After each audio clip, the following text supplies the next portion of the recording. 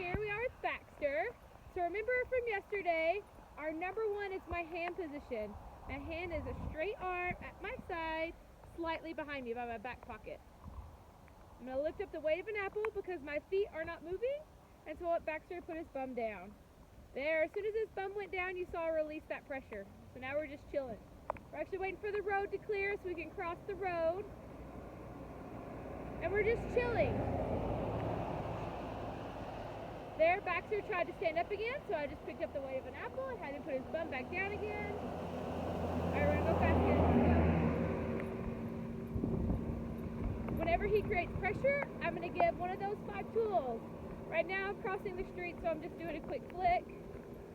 But remember, I have 5 tools I can use because I want there to be no pressure on this leash when we are walking together.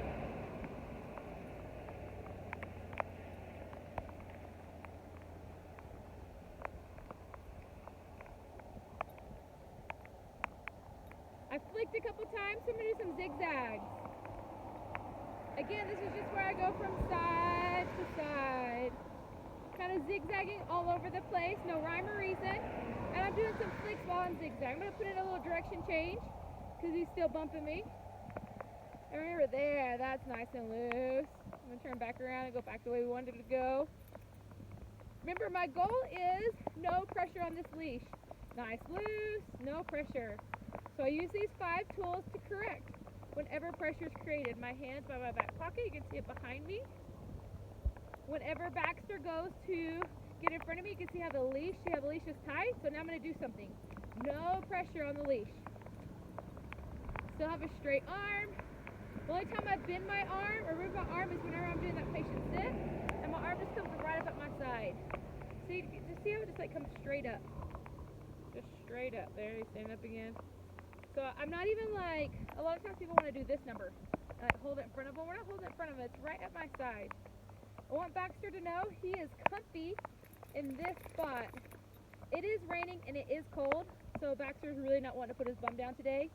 And that's okay, but you know what? We're going to go back into a warm house in a little bit. And when he plays in the yard, he could care less if it's raining or cold. So it's okay that on the walk, he doesn't really want to do it. But I really don't want to walk in the cold rain either. But it's important for us. And it's okay to still act appropriate, whether it's raining or snowing or hot or cold. We still have to behave a certain way. He's pulling again. I'm going to give a roll back this time where I just walk backwards and now I'll walk forward. Remember, I have 5 tools I can use. The reset, where I lift up that weight of an apple, have him put his thumb down. The roll back, which I just did. The flick, which you're seeing right now. The zigzag, we're going to give a couple zigzags. Or the direction change, which I just did a couple minutes ago also. Our goal again, nice loose leash. This is important because if Baxter can't walk right now where there's little to no distractions, once I start busting out the bicycles, he's not going to be able to walk then either. So it's important for him to learn these cues and how to not pull on the leash. Whenever he's wanting something or reacting to something, he's just got to walk with me. A question I get asked a lot is, what about using the bathroom? A lot of times the dogs need to use the bathroom on the walk. That's a great question. To use the bathroom, I'm going to give that freedom. Like back there, you saw Baxter tug to go towards a tree, probably to mark something, but I'm going to give him the opportunity to use the bathroom when he's not pulling on me. So I'm being kind and respectful by helping him meet those needs. If he has them, he probably doesn't because we've already been outside and playing. But I'm giving him the opportunity. And this is how I do it. I find where I want to go. I lengthen out my leash. And I just let him do his business. And sometimes I will give a cue word. Like Baxter, do your business, right? I can give a cue for him. He doesn't want to do anything. He's just smelling and looking around. That's okay. I give him an opportunity. And he's going to come right back to my side with that nice, short but loose leash, and we're going to continue our walk. Right back to those 5 tools. Right back with me. You can tell he's worried about the cars going past. When he goes to switch sides, I keep my hand firm, and I let him feel that it's uncomfortable on the other side.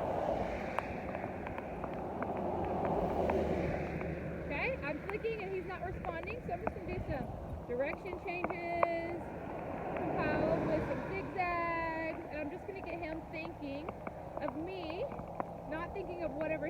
think about. So an ATV passed and we had a momentary spaz. So I'm doing a reset where I had him put his bum down and think about it, chill for a second, and now we're gonna walk on again, just like nothing happened. And the more we can do that, the more I can act like nothing's happening, we're chilling. You're crazy, put your bum down. Oh, you can't handle it, put your bum down. Oh, whether it's inside or outside the house, that's gonna be his new go-to. Instead of freak out, put your bum down. And that doesn't mean in every situation I always have him put his bum down. Sometimes we do that zigzag or that walk through because not in every situation is it safe to just sit there. Or sometimes it creates a bigger explosion for the dog. So right there, I didn't have him put his bum down. I'm just going to do some zigzags. And I'm going to do some direction changes and get him thinking. And hopefully we can get another car coming by. There we go.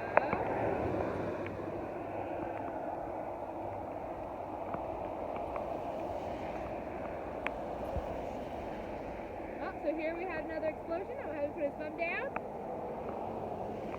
I'm going to have him do some zigzags.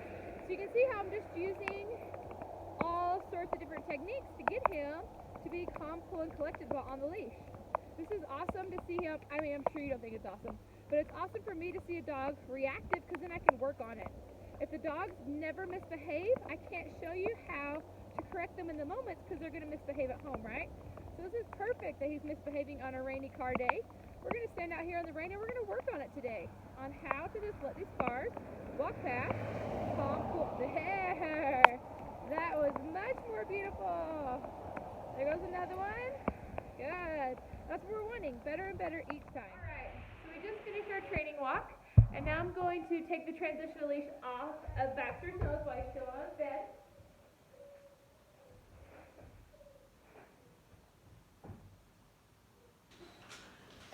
But I leave the leash on him for right now because, and the owners know this, but it's easier to catch a dog leash than it is to catch a dog who's running, right?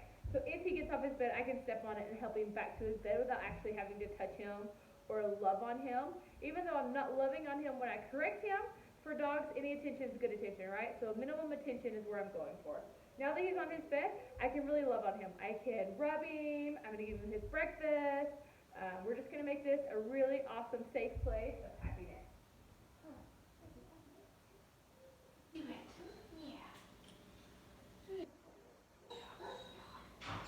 And this, I could love on him as long as I want to, right? Oh, he stood up, I applied distance pressure. His bum went down, I released that distance pressure. Let me grab his food.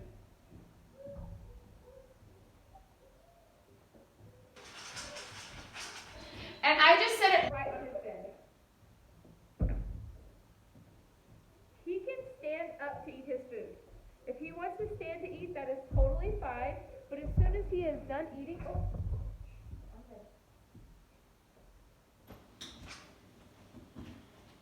but it's okay. As soon as he is done eating, he has to put his bum back down. He must have bumped it and it moved and it made him nervous. Baxter is a very anxious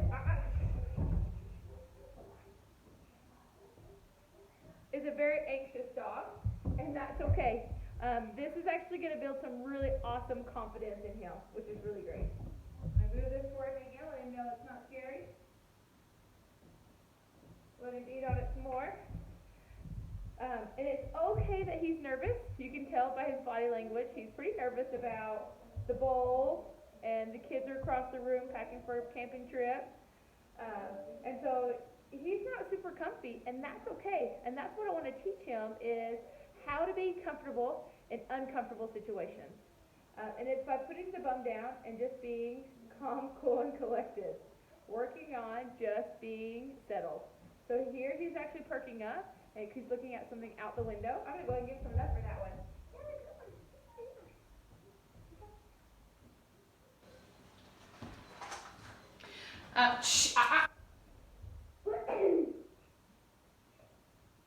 So here I'm using the leash to help him to his bed. Sorry, I pushed the stop button while I was to his bed. Here I'm helping him to his bed.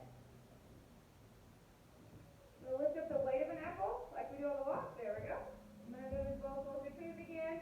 I'm going to let him eat on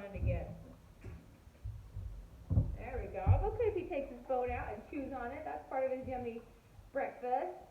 And he's going to spend a few hours this morning, anywhere from 2 to 4 hours on his bed this morning, as we practice just that house routine of he's on his bed, I'm going to do some laundry and some dishes, I'm going to knock on the door, I'm going to have some kennel staff come over and raise the excitement levels, and we're going to work on exactly what you saw on a small scale with the food with people.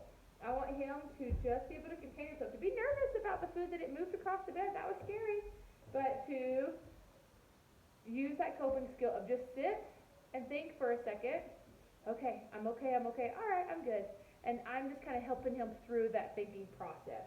So it's all his mind, I'm just here to help facilitate it. That way, whether I'm here or I'm not here, he's able to make a good choice on his own. This is changing a behavior, not giving a command, where I'm not telling him to sit down. I'm helping his brain understand how much more comfortable it feels to let go of that responsibility, and instead of being reactive, to just be observant and figure out what he needs to do next and what we want him to do next and what an appropriate response is instead of that reactive response. And so we're just going to chill here. I'll take some more videos today. We're just going to chill on the bed. All right.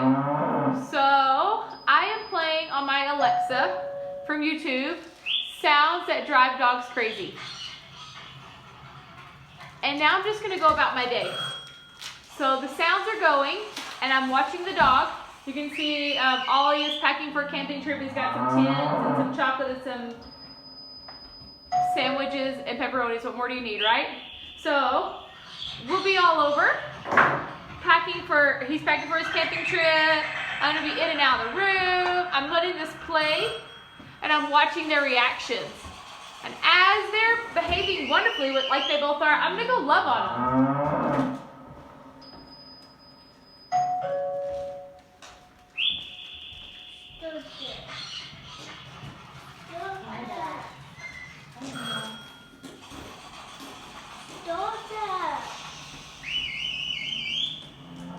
They're both doing awesome. They're laid down, chill. Their heads perk up every now and then. Coming! Their ears go back.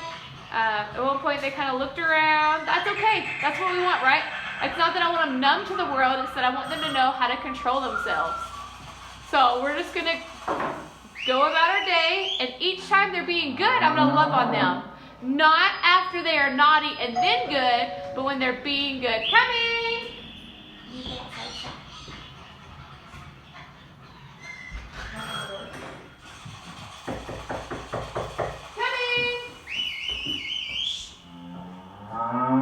Just a second. All right, come on in. Hello. Hey, how's it going? Good. It's good to see you. How's your day been? It's been going pretty well. Awesome. Thanks for coming in today. So you can see Baxter reacted. I gave him some distance pressure until his bum went down. And then I don't know if you could tell, but he half let out a little bark. I'm just gonna ignore it. I want him to learn to be calm, cool, and collected, and I want him to chill, but if I go over to a half-hearted bark, instead of praising the positive, he's going to go to that bark more often than what I praise him for. So really want to praise him for the good. Now we're being good. There's a good boy. Yeah, there's a good boy. There's a good boy. There's a good boy.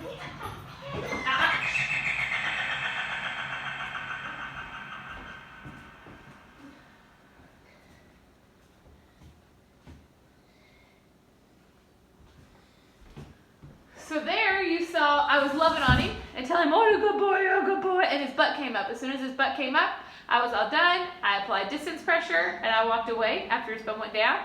And then I'm going to go do it again in a minute and just practice him being calm, cool, and collected without reacting to me being happy to talk to him. Is that a good boy? Yeah, he's a good boy. Yeah. Oh, you fell over. No, you fell over. No, don't pet me. I'll pet you. Yeah, he's a good boy. Good boy. And Sky is rocking it, so I'm going to go love on Sky.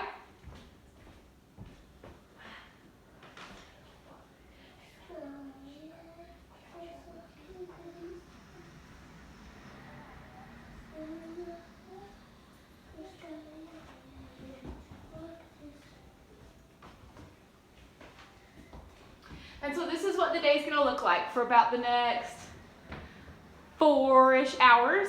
I'm going to go have sounds that drive dogs crazy going.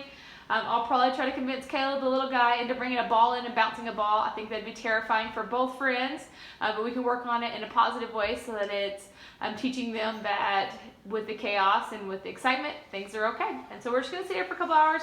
I'll make another video when I have the ball come in and the excitement level change. Remember, when the kids go home, it's going to be the same training program for y'all at home, just shortened. Free play, training walk, bed, reflect. Free play, training walk, bed, reflect. You're going to do it at least twice a day, that order. Sorry, only 4. That order, at least twice a day, preferably 3 if you can. It doesn't matter how long each one is. It's the fact that you do it in order and that you do it well. So if my free play is 1 minute because that's all I have time for, and then I'm going to go straight to the walk because I have time for a good walk, that's fine. 1 minute free play, do your training walk. Maybe my bed is multiple hours because I have a long morning, or maybe my bed is only 2 minutes because I got to go to work and I need them to go back to the reflection space so that I can go to work for the day, and then they're in the reflection space for off. It doesn't matter. The trick is fitting the training around your schedule, not creating a new schedule for the training, or it's never going to work. So it's important that you really understand how this can fit into your lifestyle. So if you have any questions about kind of like what your lifestyle looks like and how you're going to fit it in, and I can help you with understanding how you can multitask this into your schedule so that you can get it done at least twice a day, maybe even 3 times a day. So we're going to chill here for a couple hours, and then I will do another video when we amp it up. But right now they're both snoozing and doing a great job. All right, we have an excited Caleb who went and got his ball. All right, Caleb, you can just bounce the ball around, but don't touch the beds or the dogs, but kind of walk that direction with it, okay? Go for it, buddy. Pass it to Ollie. You gotta actually throw it to him, buddy. Good. Hi. Good. Oh, bonked off Caleb's head.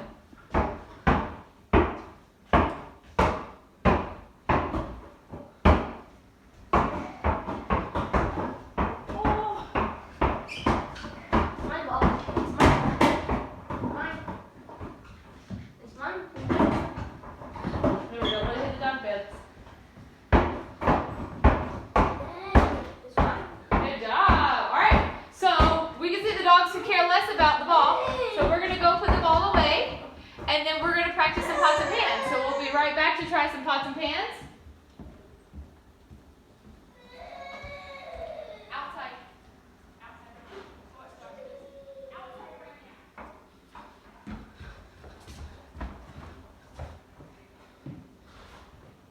Still doing good.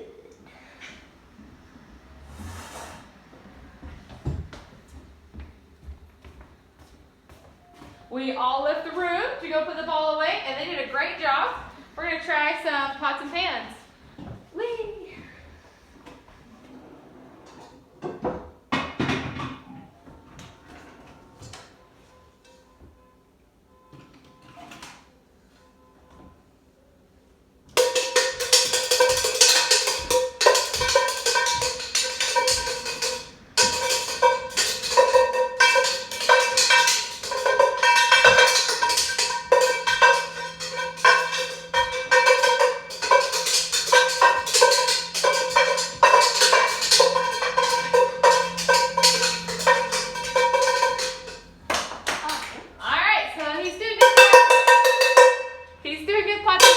While he's doing the pot, I'm going to start running.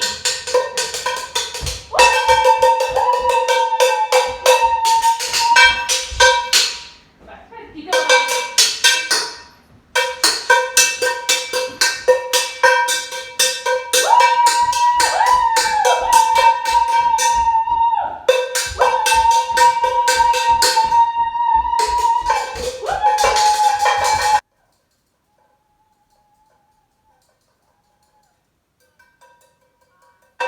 Good job, Ollie. Thank you. All right, that was pretty good.